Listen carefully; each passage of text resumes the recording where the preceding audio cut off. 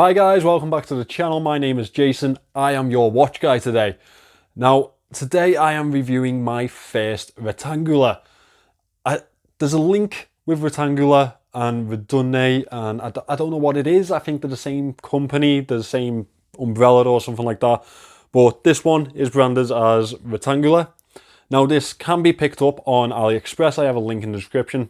Now, this one has been sent in to me by a subscriber. His name is Nick, and actually Nick is thinking of moving this one on after I've got it back to him. So I'll leave his Instagram in my description also if you wanted to pick this one up from him.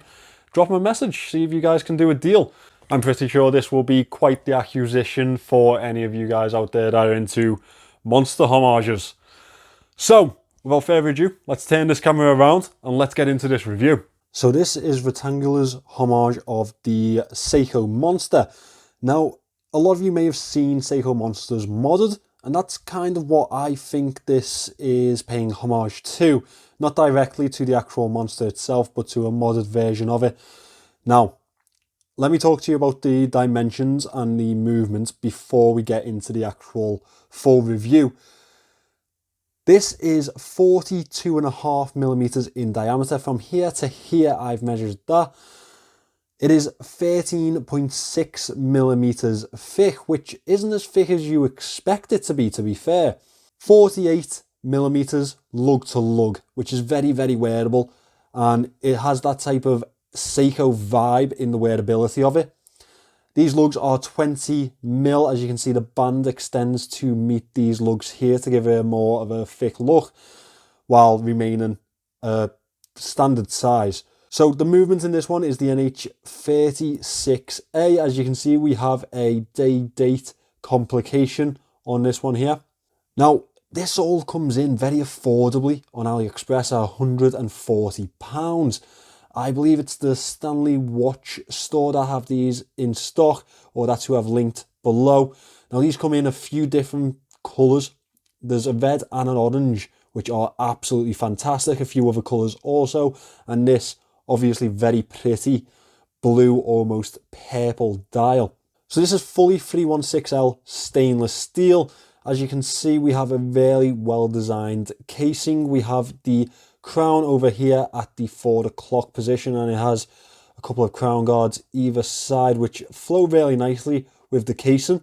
As you can see, it kind of shears off here, but it meets very nicely here with this lug and the shroud that surrounds this watch. It is a screw down case, and it has a curved nailing effect to the crown. As you can see there, it almost bends in shape. First position is obviously the day and date. Second is those monster samurai style hands. Now, as we look at the crown here, these do something that Seiko definitely do not, and they sign the logo onto the crown, which is nice to see. Over here you can see that we have drilled lugs either side, which will aid in quickly swapping out a band with this one. Makes it very versatile. I believe this would be a versatile watch when it comes to swapping the band out. I think you could get this on plenty of different things. Now, as we move to the back of this casing, we see that we have a screw down case back. We have a very nice wave style casing, which again plays homage to Seiko's case backs. But as we can see, we have almost Godzilla effect monster in the waves here and labeled monster at the top here. Usual specifications around the outer edge of this watch case back. We swap back around to the front. I really do like the shroud type of effect around the edge of this bezel. Now, it's hard to get a hold of around the outer edge here, but it's obviously designed to be used here. Now, as you can maybe tell by that click, this is a 60 click unidirectional bezel. It is quite well fitted to this casing. It's a very, very unique styling to this bezel. Well, I don't mean unique, I mean it's pretty out there. It's gonna appeal to certain people. It's very, very distinct. Obviously, we have this tooth-like effect around the bezel here, and it even sinks into the actual casing itself, which is a very nice effect. You can see that we have polished edges to the bezel around the outer edge. We also have a polished ring on the teeth of this bezel, but it's a brushed inner circle on it, which is a very nice effect, very nicely accented. Now up at the 12 o'clock, we have this triangle with a Loom pip. All of the markings are painted in black on this, and we have a 15-minute dive indicator over here.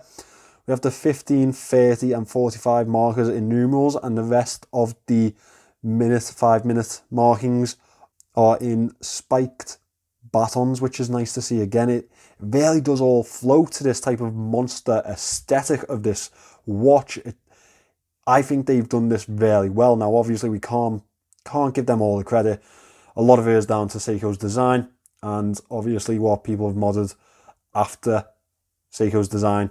And yeah, I think they've done a really good job. Now, this is a sapphire crystal, and it actually protrudes the bezel itself. As you can see, the bezel sort of sinks towards the center, and then we have this flat sapphire crystal sort of poking out of the top. Now, the dial here says that we have 150 meters waterproof. However, the back says 200 meters, so I'm a bit confused as which one you would believe. A weird rating, 150 meters. You don't see that often. Now, one thing that this watch definitely has is features. There's a lot going on here, but it all plays to that same aesthetic. Now, one of the things that really did catch me by surprise is how much I love this dial. It's just fantastic the way that it catches the light. As I pointed towards my ring light there, as you can see, it has a sunburst effect to it.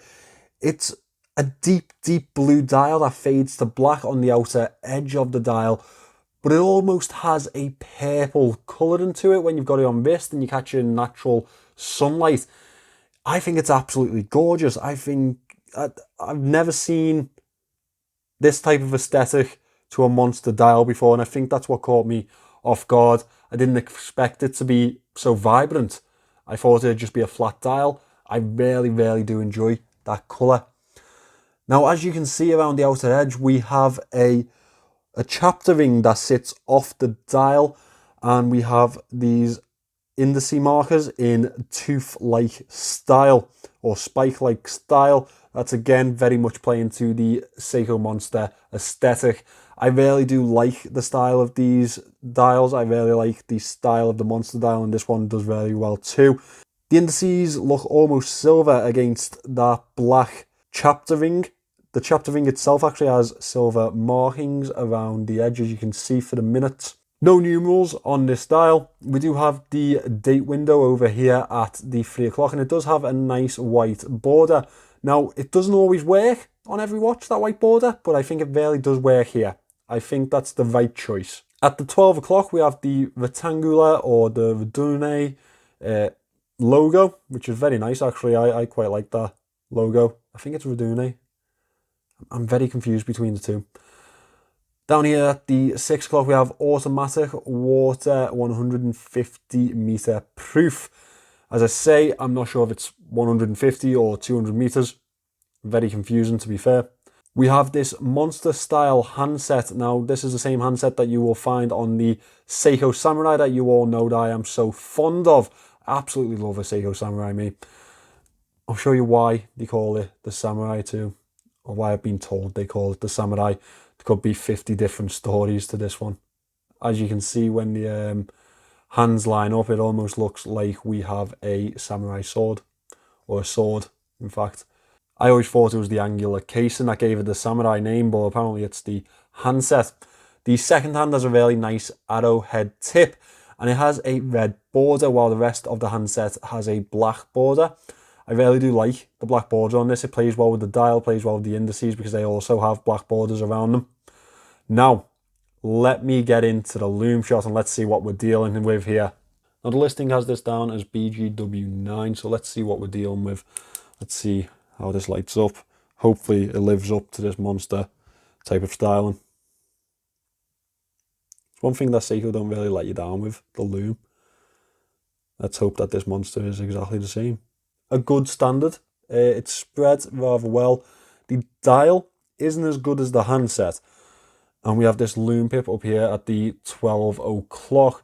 I would have liked to see more Loom on the dial itself, on the indices, just because this is homaging a very prolific dive watch, and we know how good Seiko are with their Loom. It's not bad, it's just not fantastic, and we expect fantastic when we pick up a monster, don't we? So yeah, that's probably something on the downsides of this watch. So let's move away from the dial and the case, and let's talk about the band that this one comes on. It's a rubber band. It's a rubber dive style band at that. We can see the Verdune logo or print here. Again, another logo up at the top.